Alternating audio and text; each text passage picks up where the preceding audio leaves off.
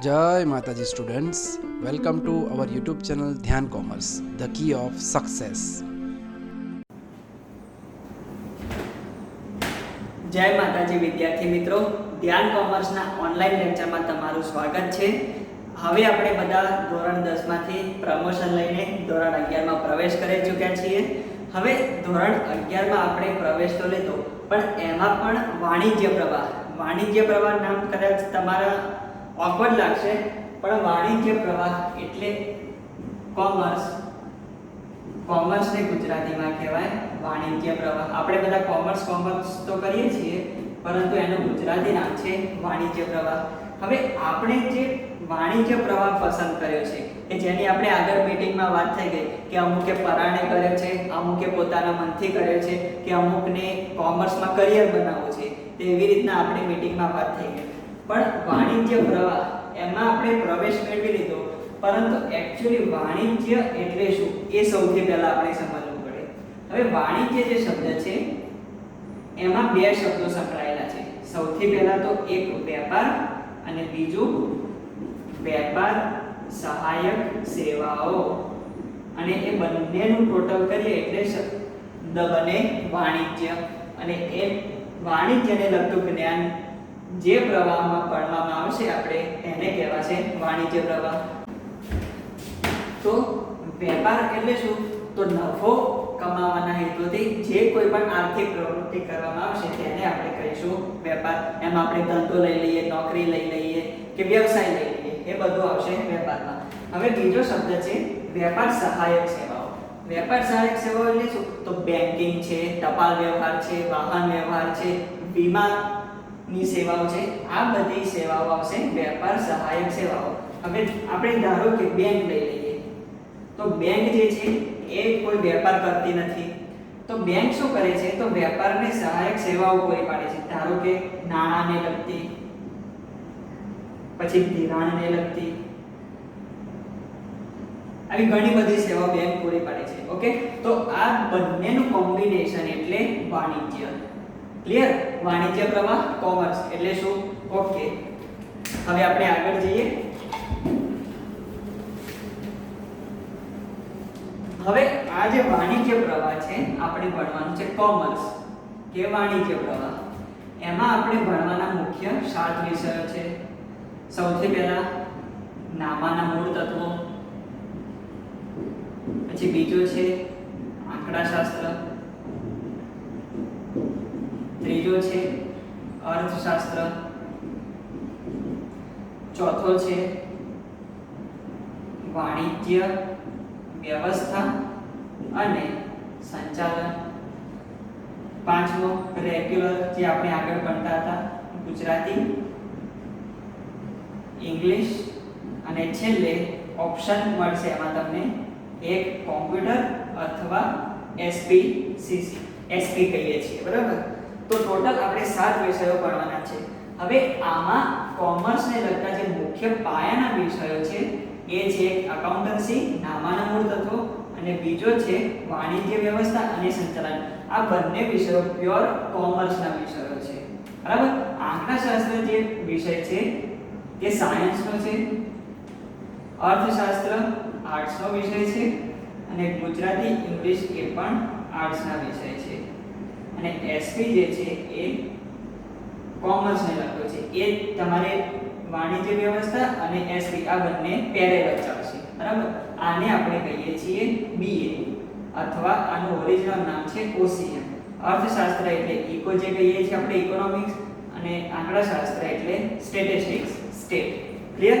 તો આપણે આટલા ટોટલ 7 વિષયો છેક સુધી ભણવાના છે. 11, 12, પછી તમે કોલેજ કરો કે ઇવન આગળ જાઓ. પછી આ જે બાકીના 3 વિષય છે ડમી વિષયો જે કહેવાય આર્ટ્સના છે, એ આપણા કોમર્સમાંથી નીકળી જશે. પછી કોલેજ લેવલે તમારે આ મેન 4 વિષયો ભણવાના આવશે. ક્લિયર? તો હવે નામાના મૂળ તત્વો વિષયની આજે આપણે શરૂઆત કરવાના છીએ. એમાં સૌથી પહેલો ચેપ્ટર છે હિસાબી પદ્ધતિ અને તેના પારિભાષિક શબ્દો. હવે હિસાબી પદ્ધતિ એટલે શું અને એમાં પણ પારિભાષિક શબ્દો એ તમને સમજાવું. સૌથી પહેલા તો જે હિસાબી પદ્ધતિ છે એ અકાઉન્ટિંગનો ગુજરાતી શબ્દ છે. અકાઉન્ટિંગ શબ્દ તમે સાંભળેલો છે પણ એને સમજવાનો છે આપણે. અને પારિભાષિક શબ્દો, હવે ધારો કે આપણે નાના હતા 4-5 મહિને કે 1 વર્ષે બોલતા થયા તો આપણને ખબર હતી કે આવી રીતે બોલાય ગુજરાતીમાં કે ઇંગ્લિશમાં કે હિન્દીમાં, તો એના માટે આપણી પાસે શું બોલવું એ આપણા પાસે શબ્દો નહોતા. આપણને ખબર પડે કે હા મારે ભૂખ લાગી છે પણ કહેવું કઈ રીતે, તો આપણને ભાષાની ખબર જ નથી. તો એવી જ રીતે હિસાબી પદ્ધતિ એક ભાષા છે, એકાઉન્ટન્સી. તો એના પારિભાષિક શબ્દો સૌથી પહેલા આપણે સમજવા પડશે. એના જે શબ્દો છે એના વગર આપણે એકાઉન્ટ કઈ રીતે ભણીશું? તો એનું જે શબ્દ ભંડોળ છે, શું શબ્દ ભંડોળ ઇંગ્લિશમાં કહેવાય વોકેબ્યુલરી. તો કોમર્સની વોકેબ્યુલરી ડિક્શનરી એ આપણે સૌથી પહેલા ભણવી પડશે. કારણ કે ધોરણ 11 માં અકાઉન્ટન્સી એ તમારા માટે એકદમ નવો વિષય છે. સમજી લો કે કોમર્સમાં પહેલું ધોરણ કેજી અથવા નર્સરી તમારે અહીંયા કરવાનું છે, આપણું પહેલું ધોરણ કોમર્સનું, બરાબર? તો એના સૌથી પહેલા આપણે પારિભાષિક શબ્દો સમજીશું અને હિસાબી પદ્ધતિની વ્યાખ્યા જોઈશું. ચાલો સૌથી પહેલા આપણે શરૂઆત કરીએ આપણા ચેપ્ટરની પ્રસ્તાવનાથી. હવે પ્રસ્તાવનામાં શું? તો સૌથી પહેલા આપણે એકાઉન્ટ એટલે શું કરીએ છીએ રૂટીન ભાષામાં, કદાચ તમને ખ્યાલ જ હશે. ઓકે, તો આપણે જે ધંધો કરીએ છીએ એ ધંધો, ધારો કે કમાઈએ છીએ કે વ્યવસાય કરીએ છીએ કે પોતાનો બિઝનેસ છે કે નોકરી કરીએ છીએ, તો એમાં આપણને સૌથી મેન રૂપિયા અથવા નાણાં, એના વગર તો આપણે કોઈ પણ પ્રવૃત્તિ કરવાના નથી. આજના જમાનામાં કોઈ મફત કામ કરવાનું છે તો કે ના, બરાબર? તો જ્યારે આપણે હિસાબી પદ્ધતિ અકાઉન્ટિંગ ભણવા જઈ રહ્યા છીએ ત્યારે સૌથી પહેલો મેઇન પ્રશ્ન બની જાય છે કે આપણે જે કંઈ પણ જોઈશું એ રૂપિયા અને નાણાંને લગતું જોઈશું, એના સિવાયનું આવે નહીં. કેમ? કારણ કે રૂપિયા સિવાય તો કોમર્સમાં વાત થશે નહીં, કારણ કે આપણે હિસાબો જ રાખવાના છે અને હિસાબો કોના રાખીશું? રૂપિયાના, બરાબર? તો હવે સૌથી પહેલા આપણે આનો ઉદ્ભવ કઈ રીતે થયો અકાઉન્ટન્સીનો, નામાનો, એ આપણે જોઈએ સૌથી પહેલા. હવે જ્યારે નાણાંનું, રૂપિયાનું અસ્તિત્વ જ નહોતું, કે જ્યારે રૂપિયા હતા જ નહીં ત્યારે લોકો પોતાની જરૂરિયાતો કઈ રીતે સંતોષતા હતા? કે હવે ધારો કે મારે ખાવું હોય તો મારે એના માટે ઘઉં જોઈએ, ભાત જોઈએ, ચોખા જોઈએ, બાજરી જોઈએ, ટૂંકમાં અનાજ, કઠોળ, શાકભાજી બધું જોઈએ. તો ખાવા માટે મારે કરવું શું? તો એના માટે હું તમને એક ઉદાહરણ આપી સમજાવું કે જ્યારે રૂપિયા એટલે કે નાણાંનું અસ્તિત્વ જ ન હતું, તો સૌથી પહેલા એક ઉદાહરણ લઈએ આપણે. ખેડૂત છે, બરાબર? ખેડૂત પાસે શું હોય? તો ઓબ્વિયસલી બધાને ખબર જ છે કે અનાજ હોય. ખેડૂત શું કરે? અનાજ ઉગાડે. અને હવે ખેડૂતને જોઈએ છે કપડાં, બરાબર? ત્યાંથી જતો ખેડૂત છે એ અનાજ ઉગાડે છે અને એને જોઈએ છે કપડાં. હવે એક બીજો વ્યક્તિ કે જે દરજી છે એની પાસે કપડાં છે, કારણ કે દરજી શું કરે? કપડાં સીવે. અને એને જોઈએ છે અનાજ. ચાલો આમ તો બધાને જોઈને ખબર પડી જ ગઈ હશે, પણ સમજવાનું શું છે કે ખેડૂતને કપડાં જોઈએ છે તો એ કોની પાસે જશે? તો દરજી પાસે. અને દરજીને જોઈએ છે અનાજ તો કોની પાસે જશે? ખેડૂત પાસે. પણ રૂપિયા તો છે જ નહીં, નાણાંનું તો અસ્તિત્વ જ નથી, આપણે એ સમયની વાત કરીએ છીએ. તો શું થશે આમાં? ખેડૂત જે અનાજ છે એ દરજીને આપી દેશે અને દરજી જે એની પાસે કપડાં છે તે કોને આપી દેશે? ખેડૂતને, બરાબર? ખેડૂત કે ભાઈ મારી જોડે અનાજ છે, તું અનાજ રાખી લે, અને દરજી કે મારી જોડે કપડાં છે તો ખેડૂત તું રાખી લે, બરાબર? તો આ રીતે પોતાની પાસે જે વસ્તુ હોય એ બે વ્યક્તિઓ એકબીજા સાથે અદલા બદલી કરી દે. જેમ તમે કરો છો ને કે મારી પાસે પેન્સિલ છે, મારી પાસે રબર નથી, તો તું મને તારી પેન્સિલ આપ અને હું તને મારું રબર આપું. તો આ જે પદ્ધતિ થઈ, આ રીતે પહેલાના લોકો પોતાના વ્યવહારો ચલાવતા હતા, બરાબર? તો આ જે રીતે વ્યવહારો ચાલતા હતા તેને કહેવાય સાટા પદ્ધતિ, અથવા એનું બીજું નામ છે બદલા પદ્ધતિ. ક્લિયર બધાને? જ્યારે નાણાંનું અસ્તિત્વ ન હતું ત્યારની વાત છે. પછી તો જેમ જેમ વિકાસ થતો ગયો તેમ તેમ નાણાંનું અસ્તિત્વ આવ્યું. એટલે જ્યારથી નાણાંનું અસ્તિત્વ આવ્યું ત્યારથી બધા વ્યવહારો કઈ રીતે ચાલે છે? તો નાણાંથી. હવે બધા વ્યવહારો નાણાંથી ચાલે છે. નાણાં વગર કશું નહીં. આપણે ગુજરાતીમાં કહેવત પણ છે, નાણાં વગરનો ના થયો નાણે ના થાલા. બરાબર? તો અત્યારના જમાનામાં નાણાં છે તો બધું છે, નાણાં નથી તો કશું નથી. ક્લિયર? હવે નાણાંનું અસ્તિત્વ આવી ગયું. હવે જ્યારે નાણાંનું અસ્તિત્વ આવ્યું તો બધા વ્યવહારો નાણાંથી થાય છે. તો પછી પ્રશ્ન શું ઉદ્ભવ્યો કે ચલો આપણે જોડે રૂપિયા તો છે પણ એનો હિસાબ કેવી રીતે રાખવો? મારે તો રૂપિયા જતા જ રહેશે, કેટલા આયા કેટલા ગયા ખબર જ ના પડી, તો શું કરવાનું? તો એના માટે અસ્તિત્વમાં આવ્યું નામો અથવા હિસાબો. એટલે બધા હિસાબો રાખતા હતા. હા કે ના ભાઈ મારે ધ્યાન રાખવું પડશે કે મારી પાસે આટલા રૂપિયા આવ્યા અને મેં આટલા રૂપિયા વાપર્યા. એ રીતે હિસાબોનો ઉદ્ભવ થયો, અસ્તિત્વ. ક્લિયર? હવે ભારતમાં અને આખા દુનિયામાં કઈ રીતે નામો શોધાયું એની આપણે નાનકડી વાત કરી લઈએ. જે ભારતના ઇતિહાસકારો છે, ભારતના સમર્થક ઇતિહાસકારો જે છે તે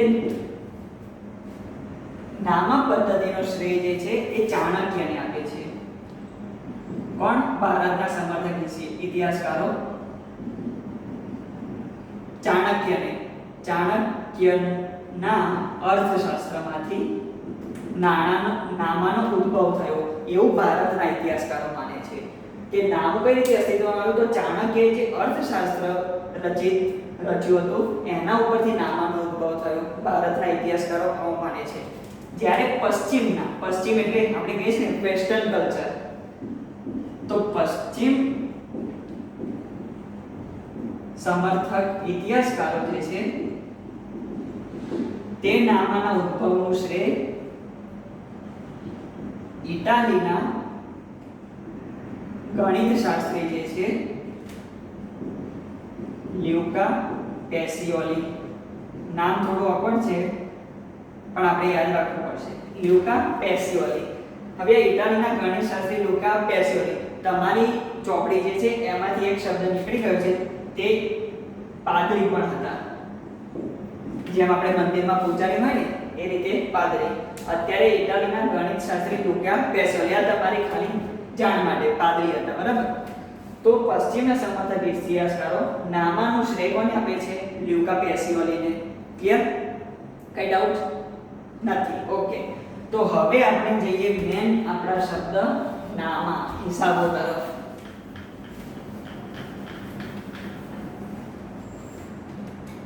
હવે આપણે સૌથી પહેલા જોઈએ નામાનો અથવા હિસાબોનો અર્થ.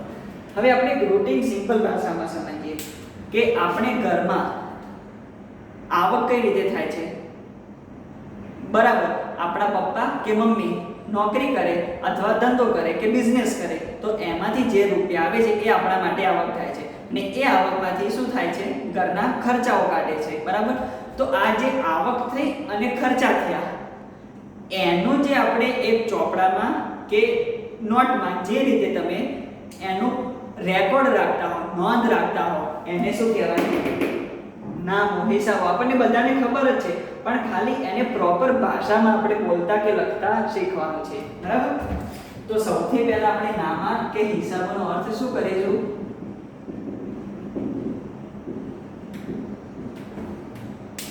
કે આવક, જાવક તેમજ ઉપજ ખર્ચ ની નોંધ કરવામાં આવે તેને હિસાબો કહે છે. બરાબર? ક્લિયર? જેમાં આવક જાવક તેમજ ઉપજ ખર્ચની નોંધ કરવામાં આવે તેને શું કહેવાય? હિસાબો. ક્લિયર? કોઈ ડાઉટ નથી? Very good.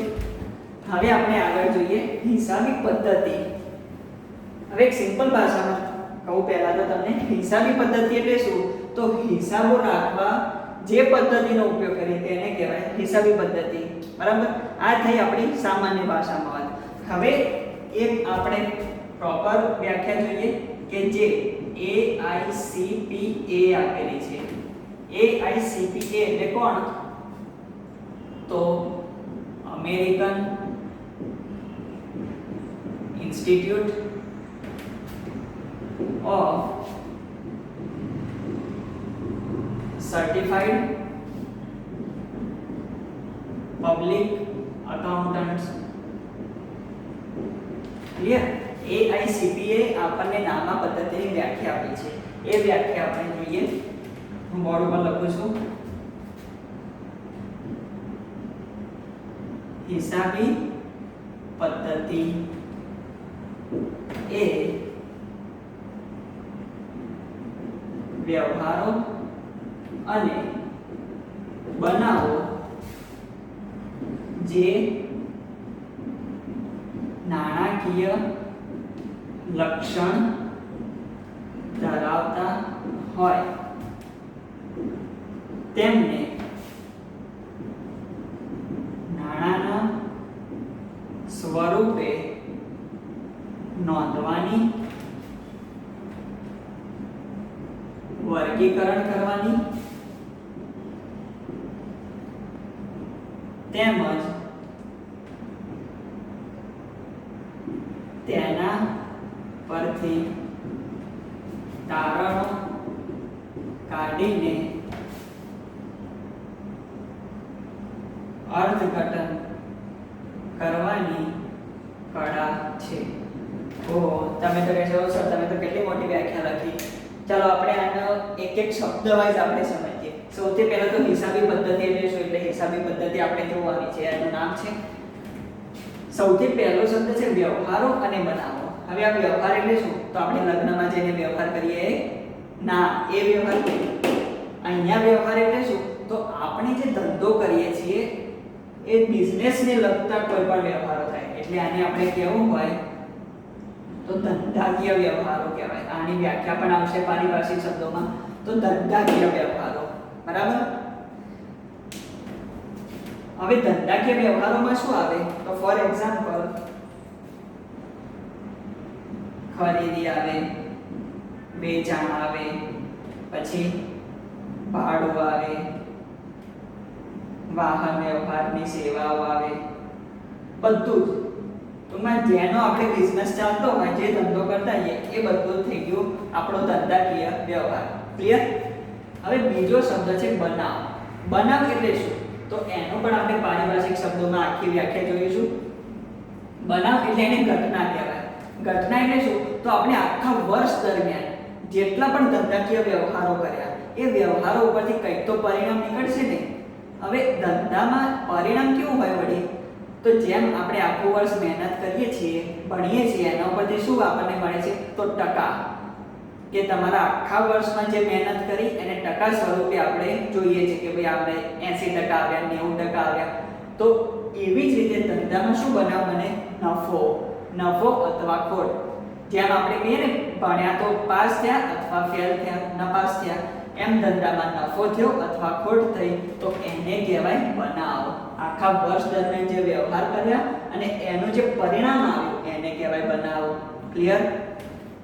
પછી મેઇન શબ્દ નાણાકીય લક્ષણ ધરાવતા હોય. તમને આગળ જ વાત કરી કે નામા પદ્ધતિ એટલે નાણાકીય, નાણું. નાણાં સિવાયની આપણે કોઈ પણ વાત આમાં કરવાની નહીં. કારણ કે નાણું હશે તો હિસાબ રાખીશું, અધરવાઇઝ રાખીશું નહીં. પણ અમુક જે નાણામાં નામ આપી શકાય એવું પણ હવે તો નામામાં એડ થઈ ગયું છે. એ આપણે ભવિષ્યમાં જોઈશું. પણ અત્યારે આપણે શું યાદ રાખવાનું છે કે નાણાકીય લક્ષણ ધરાવતા હોય. ક્લિયર? તેમને નાણાંના સ્વરૂપે નોંધવાની. નાણાંના સ્વરૂપે જ નોંધવાનું. કે ધારો કે આપણે ઉદાહરણ લઈએ કે મિસ્ટર એ બી ને રૂપિયા 10,000 નું ફર્નિચર વેચ્યું.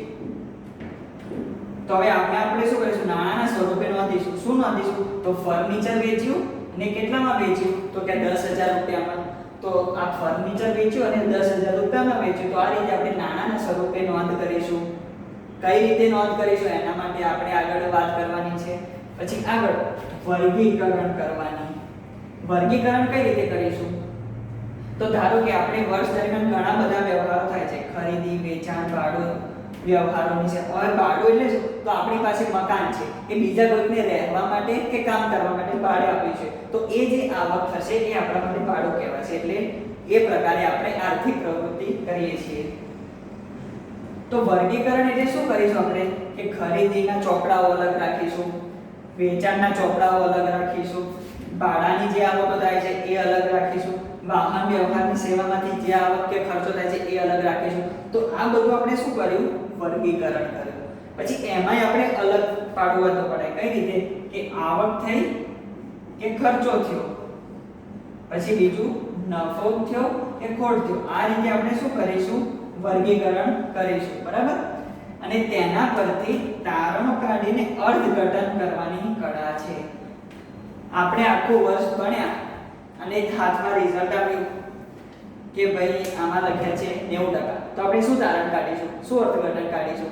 કે ભાઈ આ જે વિદ્યાર્થી છે એ એકદમ હોશિયાર છે, આવું કહેવાય. આવું તારણ કે અર્થઘટન નીકળે ને તો એવી જ રીતે ધંધામાં આપણને જોરદાર, ધારો કે 5 લાખ રૂપિયા નફો થયો, 5 લાખ રૂપિયા નફો થયો, તો આ શું તારણ નીકળ્યું? કે આ જે ધંધો છે, આ જે બિઝનેસ છે એ જોરદાર કમાય છે. આવું તારણ નીકળે. બરાબર? તો એ જે તારણ નીકળ્યું એ શું નીકળ્યું? નફો અથવા ખોટ. હવે ધારો કે 5 લાખ રૂપિયા ખોટ ગઈ, તો શું કે આ તો ધંધો છે જે આવડત જ નથી, એવું કહેવાય ને કે ધંધો કરતા જ નથી આવડતું. બરાબર? તો આવું અર્થઘટન નીકળે. આપણે અર્થઘટન કરવાનું છે કે આ વર્ષે આપણે નફો કર્યો કે ખોટ, એ આખા વર્ષ દરમિયાન જે વ્યવહારો નોંધ્યા હોય એના આપણે નોંધ કરીશું નાણાના સ્વરૂપે. પછી એને અલગ વર્ગીકરણ કરીશું અને એના ઉપરથી તારણો કાઢીને અર્થઘટન કરવાની કળા છે, આર્ટ. એટલે શું? તો હિસાબી પદ્ધતિ. ક્લિયર બધાને? આ વ્યાખ્યા કોણે આપી છે? AICPA. ક્લિયર બધાને? હિસાબી પદ્ધતિ એટલે શું? આ આખી પ્રક્રિયા છે, પ્રોસેસ છે. બરાબર? ચાલો હવે આગળ જઈએ. એટલે આપણે જોયો નામા પદ્ધતિ અથવા એનું બીજું નામ છે હિસાબી પદ્ધતિનો અર્થ. હવે હિસાબી પદ્ધતિ કે નામા પદ્ધતિ આપણે કન્ફ્યુઝ થવાનું નહીં, બંને એક જ શબ્દ છે, સમાનાર્થી શબ્દો. ક્લિયર બધાને વ્યાખ્યા? ઓકે. હવે આપણે મેન આપણા પારિભાષિક શબ્દો તરફ જઈએ કે જેના વગર આપણે આગળ કઈ કામ કરી શકીએ નહીં. જેમ કે આપણે કંઈક વાક્ય લખવું હોય તો સૌથી પહેલા કક્કો કે ABCD તો આવડવી જોઈએ ને. ABCD આવડતી હોય કે કક્કો આવડતો હોય તો જ આપણે કંઈક વાક્ય લખીશું. એવી જ રીતે આપણને પારિભાષિક શબ્દો આવડતા હશે તો આપણે એકાઉન્ટ લખી શકીશું. ક્લિયર? એટલે ટૂંકમાં આ જે પારિભાષિક શબ્દો જે છે એ આપણા માટે કક્કો કે ABCD છે એવું સમજી લેવાનું. બરાબર? સૌથી પહેલો આપણે લઈએ છીએ ધંધાકીય વ્યવહાર. ધંધાકીય વ્યવહાર. હવે વ્યવહાર એટલે શું? એમાંય ધંધાકીય વ્યવહાર. વ્યવહાર એટલે આપણે આગળ જ જોયું કે ધંધામાં જે કંઈ પણ વ્યવહાર કરવામાં આવે છે એને કહેવાય ધંધાકીય વ્યવહાર. હવે એની પ્રોપર વ્યાખ્યા જોવી હોય તો શું થાય? તો બે, ધ્યાનથી સાંભળજો, બે કે બેથી વધુ વ્યક્તિઓ વચ્ચે જ્યારે વસ્તુ કે સેવાની આપલે થાય કે ફેરબદલી થાય તેને ધંધાકીય વ્યવહાર કહે છે. બરાબર? ક્લિયર બધાને? બે અથવા બેથી વધારે વ્યક્તિઓ છે કે જેમની વચ્ચે વસ્તુ કે સેવાની આપલે કે ફેરબદલી થાય છે અને એને નાણાના સ્વરૂપે પણ, તો એને શું કહેવાય? ધંધાકીય વ્યવહાર. ઉદાહરણ લઈએ આપણે. ટેન્શન ના લેશો, આની જે આપણે વ્યાખ્યા છે એની PDF આપણે ગ્રુપમાં સેન્ડ કરી દઈશું એટલે તમને તકલીફ નહીં પડે. ઉદાહરણ લઈએ. ₹10,000 નું ફર્નિચર વેચ્યું. બરાબર? હવે કહો સાહેબ આમાં તો તમે નામ તો કશું લખ્યું નથી. તો આવા વ્યવહારો પણ આપણે આગળ આવશે એ જોવાના છે. બરાબર? અત્યારે આપણને ખબર પડે એટલા માટે નામ લખી દઉં કે એ ₹10,000 નું ફર્નિચર વેચ્યું. મિસ્ટર A છે કે જેમણે શું કર્યું? 10,000 નું ફર્નિચર વેચ્યું. હવે આપણે કંઈ પણ વેચાણ કરીએ તો આપણને રૂપિયા મળે કે આપણે ચૂકવવા પડે? રૂપિયા આવે. મળે એટલે શું કહેવાય? આવક.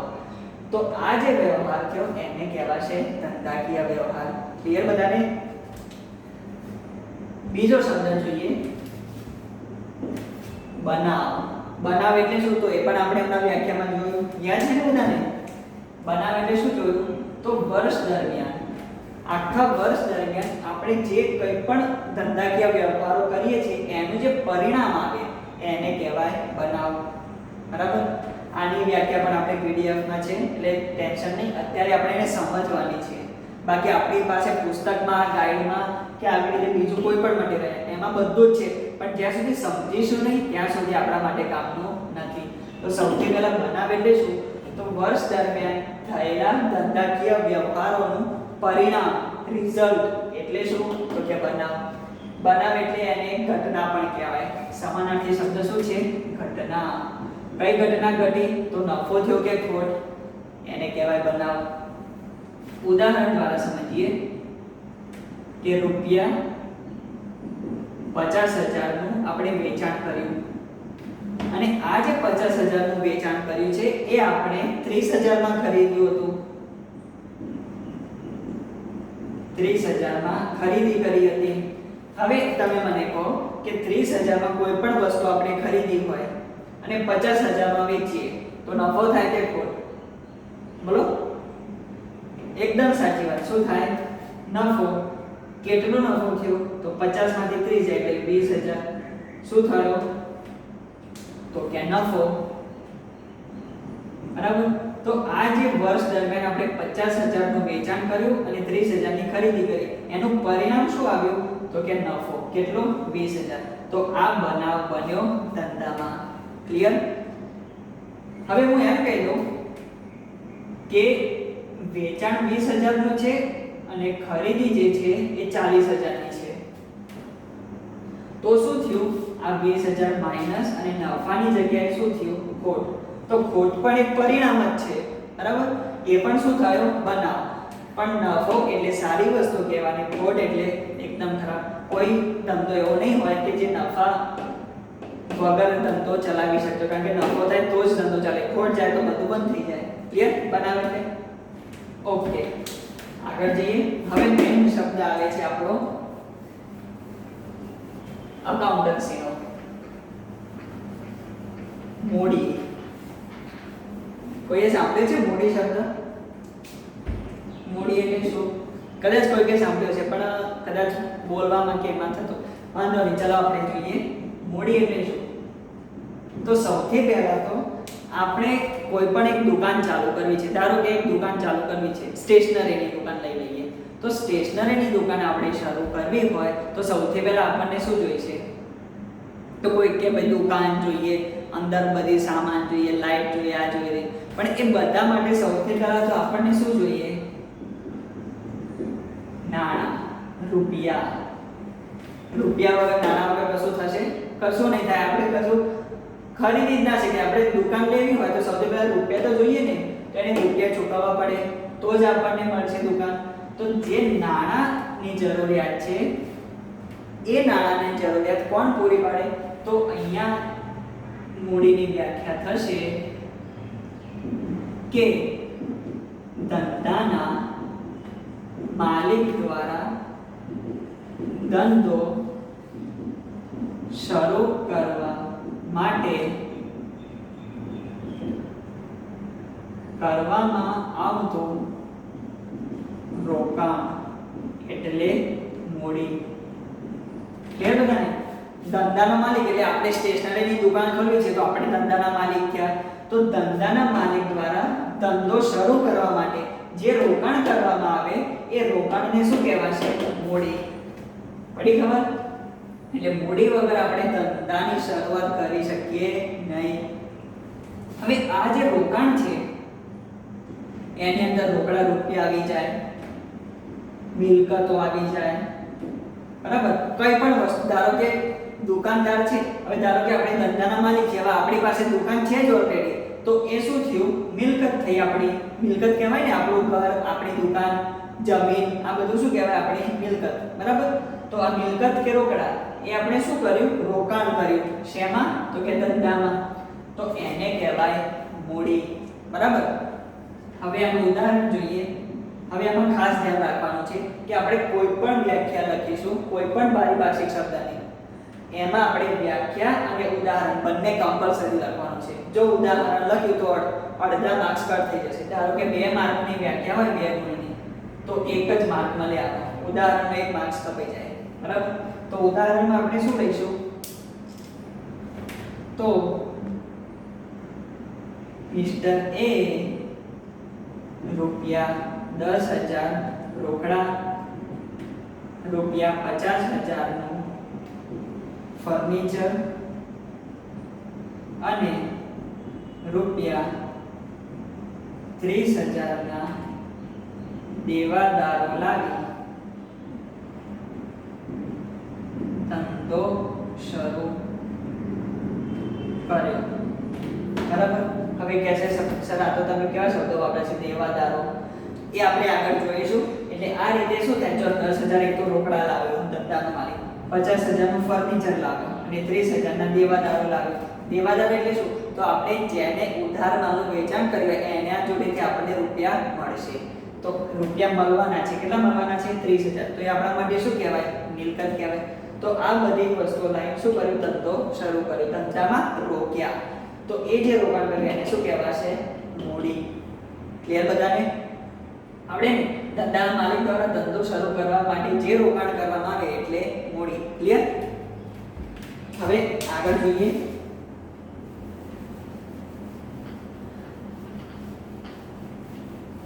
મૂડીથી એકદમ ઊંધો શબ્દ, વિરોધી. ઉપાડ. ઉપાડ એટલે શું? તો જ્યારે ધંધાનો માલિક અને આ ધંધો છે, બરાબર? જ્યારે ધંધાનો માલિક ધંધાને આપે, રોકાણ કરે તો શું કહેવાય છે? મૂડી. પણ જ્યારે ધંધાનો માલિક ધંધામાંથી પાછા લે રૂપિયા, જે રોકાણ કર્યું છે એ પાછું લે, તો એને કહેવાય ઉપાડ. ક્લિયર? આપે તો શું કહેવાય? મૂડી, અને પાછું લે તો એને કહેવાય ઉપાડ.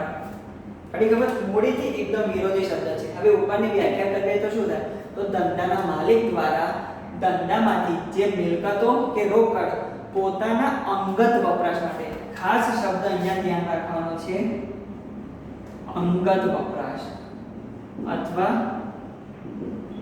અંગત હેતુસર,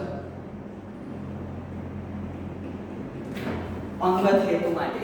તો ધંધાનો માલિક જ્યારે ધંધામાંથી પોતાના અંગત હેતુ માટે ધંધામાંથી વસ્તુ કે રોકડા પાછા લે તો તેને કહેવાય ઉપાડ. ક્લિયર બધાને? ઉદાહરણ જોઈએ. મિસ્ટર એ ₹5,000